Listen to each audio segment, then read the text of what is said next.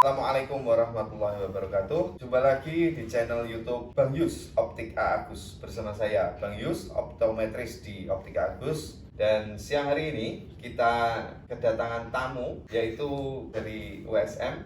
USM itu Universitas Semarang, dan pasti ada di Semarang.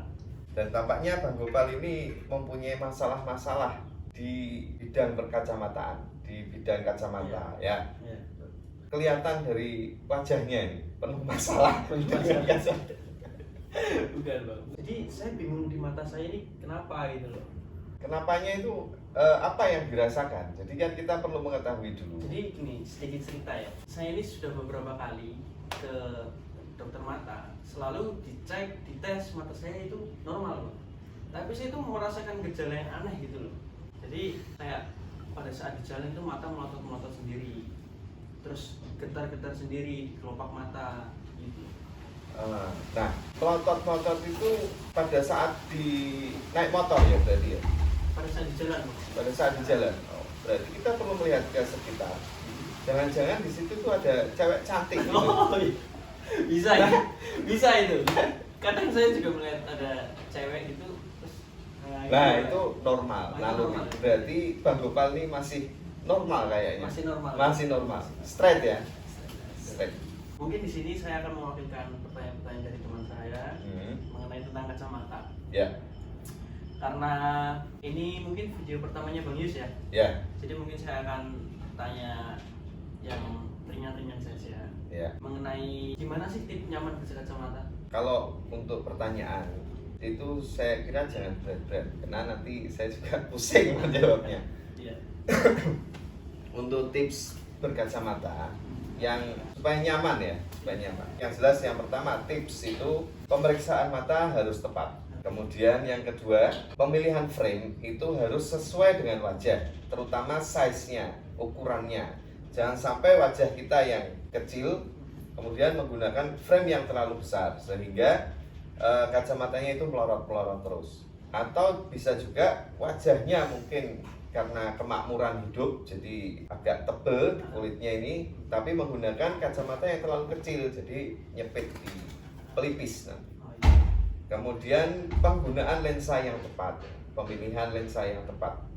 Kita sesuaikan kebutuhan. Kebutuhannya banyak untuk di luar ruangan atau di dalam ruangan, itu juga sangat berpengaruh. Kemudian lakukan pemeriksaan rutin tiap 6 bulan sekali. Pemeriksaan rutin ini bisa di Optik Agus atau bisa juga ke dokter mata. Jadi kalau untuk tips nyaman berkacamata itu menyesuaikan rahang itu penting sekali ya Bang? Oh penting. Penting ya. Terus kalau seumpama kita ini memiliki rahang yang virus, ya, virus kan otomatis dia seperti telur gitu ya, ya. bulan telur gitu ya. Itu sebenarnya kalau sebagai optometris ya Bang Yus ya, itu sebenarnya bentuk frame itu pengaruh nggak sih di bentuk wajah gitu? Ya, kalau kita melihat ke sekitar 10-15 tahun yang lalu, itu model-model frame itu seperti sudah ditentukan. Jadi wajah bulat itu pantasnya yang seperti apa, kemudian wajah bulat telur seperti apa, wajah kotak seperti apa. Misalnya rahangnya persegi untuk orang-orang yang gagah itu kan biasanya persegi ya. Itu frame yang bagus seperti apa. Itu dulu ada patokannya. Tapi seiring perkembangan zaman sekarang ini, itu model frame sudah tidak terlalu berpengaruh ke bentuk wajah. Yang penting itu di tingkat kenyamanan dan PD. Selama PD, ya saya kira bagus-bagus saja. Misalnya ada cowok nih, cowok kemudian kacamatanya tebal dan warnanya kuning. Kalau zaman dulu itu sesuatu yang aneh. Tapi kalau sekarang ya biasa aja, karena bagian dari mode ya, malah modis kalau sekarang ini. Jadi zaman itu memang berpengaruh juga di pemilihan model. Yang penting kuncinya adalah kenyamanan, nyaman. Jadi kacamata itu dipakai nyaman. Ya seperti hati gitulah. Kalau nyaman kan pasti ya, langsung lah ya. Dari satu. Terus ini ada pertanyaan lagi Pak. Setiap ya, ini mungkin pengalaman saya juga, mungkin pengalaman teman-teman lainnya juga gitu.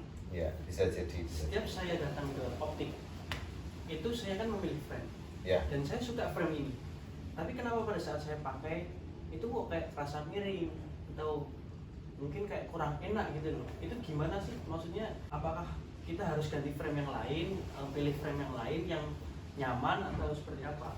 Oh ya, jadi saya ulang pertanyaannya ya. Jadi mengapa kalau milih frame setelah suka dengan modelnya, tapi ketika dicoba nggak langsung nyaman, Iya, gitu ya. betul. Nah, bentuk wajah tiap-tiap orang itu kan memang berbeda. Iya. Sedangkan frame itu dicetak, dibuat itu dalam posisi standar. Nah, bisa jadi kita itu memiliki tinggi telinga yang tidak sama. Jadi tinggi telinga kanan ini dan telinga kiri itu bisa jadi tidak sama.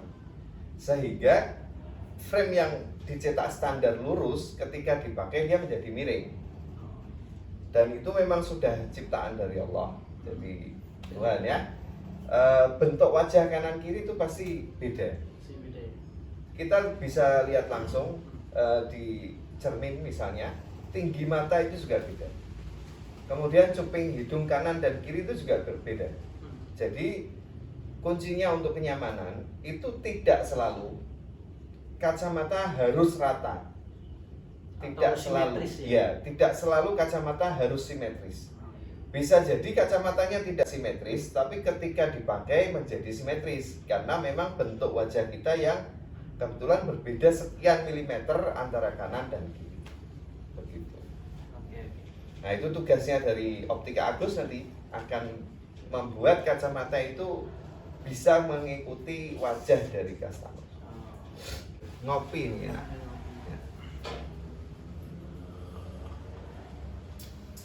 Mungkin dari Bang Gopal ada pertanyaan berikutnya yang bisa kita carikan solusi pada siang hari ini.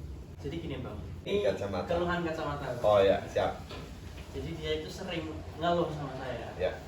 Kok setiap pakai kacamata terlalu lama, mungkin di atas 6 jam atau 8 jam, dia itu pasti kerasa pusing di hidung sini loh Bang. Itu solusinya gimana? Dia sering merasakan kayak berat, terus pusing gitu loh. Oh ya. Nah, karena kita belum melihat kacamatanya secara langsung, maka kita akan lakukan deteksi kecurigaan. Jadi kira-kira, karena kalau supaya pasti kan kita harus melihat fisik kacamatanya ya.